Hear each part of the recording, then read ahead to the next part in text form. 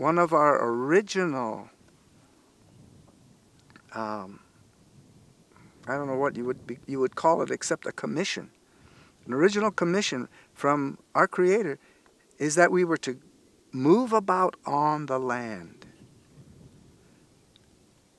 but in a specific way. The Creator gave us this earth, and as a spiritual people, that's what we were to maintain, was a spiritual relationship.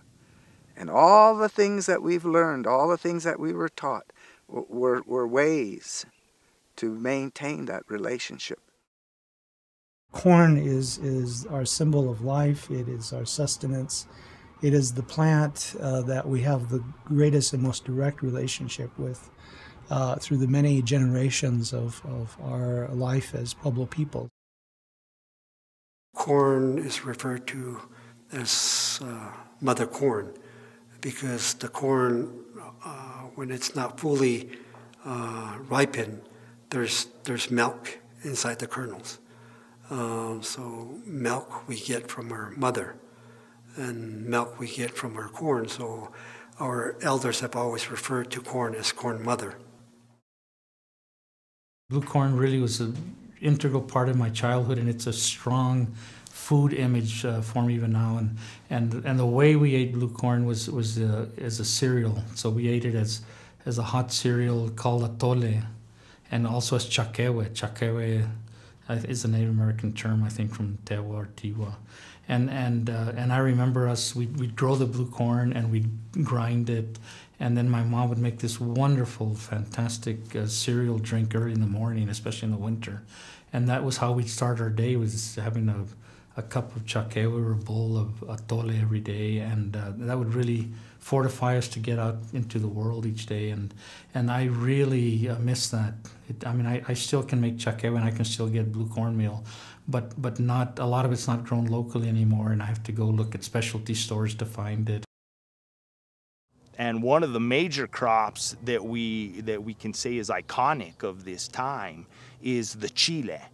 And chile is a perennial, and it has a longer growing season down south. So to me, it's a monument of adaptation of crops to new conditions, because here, where we see the chile was established, the growing season is 90 days. So it was the annualization of a perennial.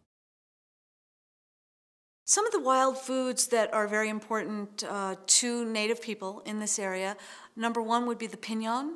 And there are, in many of the pueblos, creation stories about the pine nut. And during times of famine, when there was no wild game, for instance, bison, elk, venison, quail, the turkey has always been domesticated here, pine nuts literally sustained the Pueblo people. I think that most of the old varieties of apples have disappeared. There's a few left, and doing some of the research, I found that there might have been about 400 varieties of apples in New Mexico as late as the 1940s. And you still find them throughout the valley here, throughout northern New Mexico. Old trees along the acequia banks by the river or in abandoned orchards, Well into the 1920s and 30s and 40s, the Pueblos were very self-sufficient with regard to production of these staples, corn, beans, and squash. And I think after World War II, some of that resilience and also that reliance, as well as that sustainability within the communities to create their own food base, began to diminish significantly.